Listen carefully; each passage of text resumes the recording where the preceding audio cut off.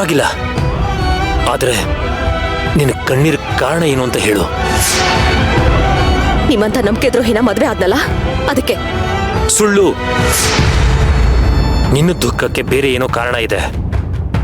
ಯಾಕೆ ಸರ್ ಈ ಥರ ನನ್ನ ಪ್ರಾಣ ತಿಂತಾ ಇದ್ದೀರಾ? ನನ್ನ ಪಾಡಿಗೆ ನನ್ನ ನೆಮ್ಮದಿಯಾಗಿರೋದಕ್ಕೆ ಬಿಟ್ಬಿಡಿ. ಪದೇ ಪದೇ ಈ ಥರ ಬಂದು ಟಾರ್ಚರ್ ಮಾಡಬೇಡಿ. ಅಲ್ಲ ಸೇವಂತಿ. ಅಲ್ಲ ಸರ್, ನಿಮಗೆ ಯಾಕೆ ಬೇಜಾರಾಗಬೇಕು? ನಾನು ಹತ್ರ ಎಷ್ಟು ಸತ್ರ ಎಷ್ಟು? ನಾನು ಅಳ್ತೀನೋ ಬಿಡ್ತೀನೋ ಸಾಯ್ತೀನೋ ಅದನ್ನ ಕಟ್ಕೊಂಡು ನಿಮ್ಗೆ ಏನೂ ಆಗ್ಬೇಕಾಗಿಲ್ಲ. ನನ್ ಮಾತ್ ಕೇಳು. ನೋಡಿ, ಇನ್ನು ಒಂದೇ ಒಂದ್ ಮಾತಾಡಿದ್ರು ನಾನು ದಿಮ್ ತಗೊಂಡು ಆಚೆ ಹೋಗಿ ಮಲ್ಕೋಬೇಕಾಗತ್ತೆ.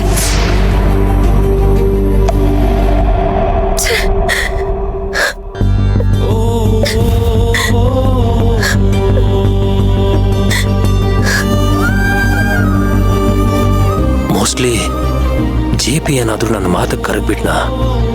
ಇವಳು ಕೊಟ್ಟಿರೋ ಡಿವೋರ್ಸ್ ಕೇಸ್ನ ತಗೊಳ್ಳಲ್ಲ ಅಂತ ಹೇಳ್ಬಿಟ್ನಾ? ಇವಳು ಅದಕ್ಕೆ ಏನಾದ್ರೂ ಅಳ್ತಾ ಇದ್ದಾಳ? ದೇವ್ರೆ, ನಮ್ಮ ಸಂಬಂಧನ ಉಳಿಸಪ್ಪ. JP ಒಬ್ಬ ಉಲ್ಟಾ ಹೊಡೆದ್ರೆ ನಮ್ಮ ಕೇಸ್ನ ಬೇರೆ ಯಾರು ತಗೊಳ್ಳೋದಿಲ್ಲ. ಯಾಕೆ ನನಗೆ ಈ ತರ ಕಷ್ಟ ಕೊಡ್ತಿದ್ಯಾ ಭಗವಂತ? ನನ್ನ ಕೈಲಿ ಇದನ್ನ ಸಹಿಸ್ಕೊಳಕ್ ಆಗ್ತಾ ಇಲ್ಲ.